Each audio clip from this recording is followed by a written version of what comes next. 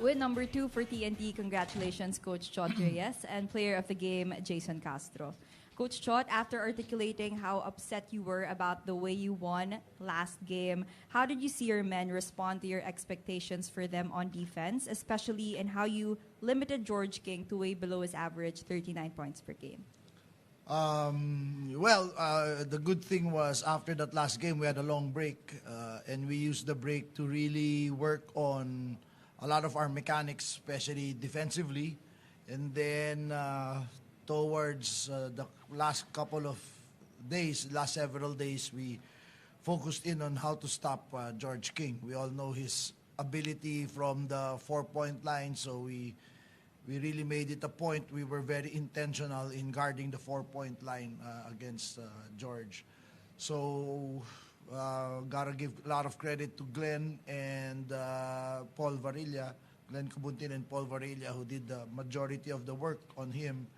But everyone pitched in. We were switching a lot, and everyone was very mindful of the game plan, the defensive game plan. We also caught a break with Bearfield not playing, so that was, I thought that was huge for us. We are just happy that we're able to come up with a W. The only thing we talked about before the game, it's our team Christmas party tomorrow. So we said, let's make sure we're happy in our Christmas party. Sabi, pag natalo tayo, lungkot natin bukas sa party natin. So, I guess now we're going to have a pretty happy Christmas party tomorrow. Thank you, Coach Chot. Jason, it's nice to see you back. Coming from that break, gaano ba nakatulong sa'yo having more rest? At ano ang naging challenge mo sa sarili mo in your first game back this conference? Actually, to be honest, after nung finals, and then, yun nga, aba ng pahinga ko, sobrang excited ako maglaro kanina. Kasi,